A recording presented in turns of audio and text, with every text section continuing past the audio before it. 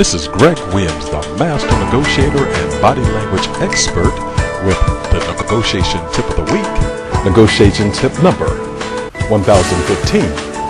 Good faith negotiation bargaining can lead to losing.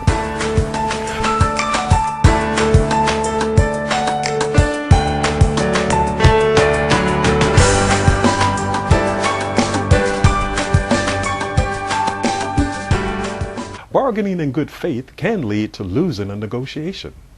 There can be several reasons why this occurs. In some societies, good faith bargaining means bargaining to a perceived point only to back out of the deal in the end for a more favorable outcome. Such tactics can be very frustrating to deal with if you're not aware of what is occurring. Making sure that someone negotiates in good faith can be like nailing Jell-O to a wall. Difficult. It can be akin to you thinking that both you and the other negotiator are negotiating in good faith according to perceived decorum, only to discover later in the negotiation that the other negotiator has a different perception of what good faith negotiation is.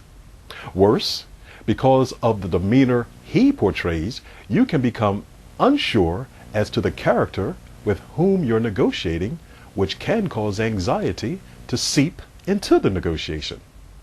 You can employ strategies to shield yourself from these tactics. The following are ideas and suggestions you can employ to thwart such efforts. Number one, in some societies and cultures, the perception of good faith negotiation is very open to interpretation. Thus, there can be a wide chasm between the manner parties interpret what good faith negotiation means. Understand what the definition of good faith is when you negotiate. You can get insight based on the past negotiation habits of the other negotiator. Number two, to assist in keeping the other negotiator bound by what his commitments are during a negotiation that stretches over an extended time, negotiate in modules and insert short-term deliverables into your agreement. Collect the deliverables when you've completed the module before moving to the next one. Number three, if your negotiation efforts become strained due to what you perceive to be less than good faith negotiation efforts, seek leverage by identifying points of influence to which you can apply pressure.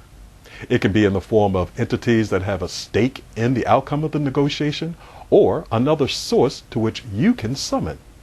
In essence, get others that have an interest in the outcome of the negotiation to influence the other negotiator.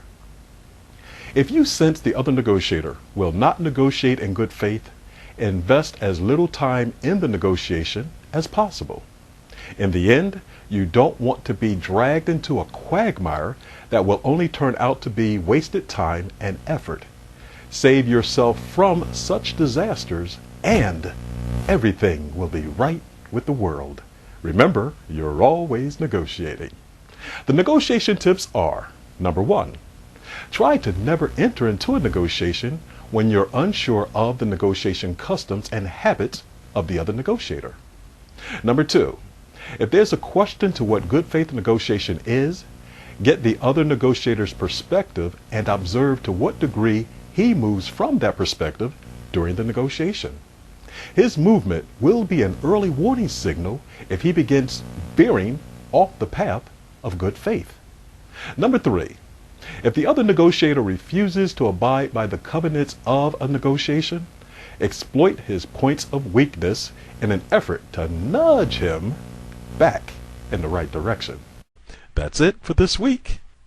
If you'd like to gain more insight about when to use the appropriate strategy and tactic during a negotiation and how to read body language, please go to www.themasternegotiator.com. Once there, click on Free Negotiation Tips. I look forward to seeing you again with next week's Negotiation Tip of the Week. This is Greg Williams, the Master Negotiator and Body Language Expert, saying, remember, you're always negotiating.